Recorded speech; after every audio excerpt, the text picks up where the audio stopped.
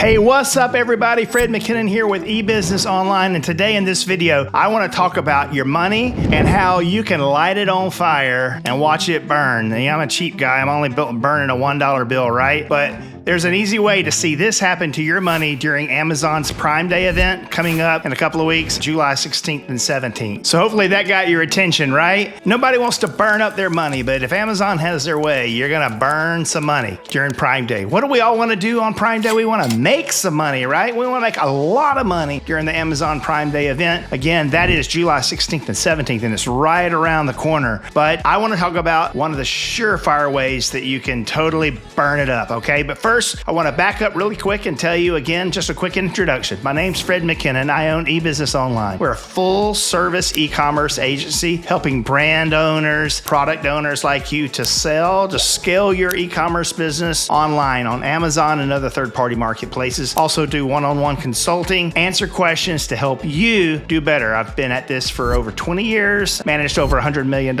in revenue. So I always like to say I've seen a thing or two. All right, let's jump back into this, okay? I just got fired up today because in every seller account that I have for my own brands, including client accounts, I got this email, and you probably, if you're an Amazon seller, you got this email too. So let's put on the reading glasses and let's just take a look. What email are you talking about, Fred? And they're like, oh man, cool, from Amazon ads. Look, we got this new thing that's available. Hey, bid adjustments will be changed for users of dynamic bids up and down. And then they say, to help advertisers gain impressions and sales during Prime Day, we're temporarily allowing the bids for campaigns using dynamic bids up and down to increase by up to 100% for the rest of search and product, yada, yada, yada. All right, so what they're saying is that if you're using this setting on your ads that is allowing for dynamic bidding up and down, that they're going to allow you to automatically increase the bid by that much, because in their mind, they're like, hey, there's a lot of revenue, there's a lot of traffic and everything, and we don't want you to run out of impressions. Look, they're gonna burn up your money, okay? The best thing to do here is not have your ads set to dynamic up and down pricing. As a matter of fact, as an agency owner and as a seller, I recommend that you always have your campaign settings so that you're only doing dynamic bids down. That means you can put a higher bid, like a higher bid, but it doesn't mean you have to spend that much. You set a higher bid and then you allow the market to bid down to where it needs to be. But when you allow it to go dynamically up, although that's designed to get you into a more competitive place, what you wind up doing is spending a whole lot of money. Let's take a quick look at how to make sure we're letting that happen. Okay, I just pulled up a screenshot here. The screenshot is going to show you where you want to go in the campaign center for your Amazon ads, okay? You might want to double check this to make sure that you've got this set correctly so that you don't allow this dynamic bid increase and these multipliers to take place that Amazon says they're doing it to you,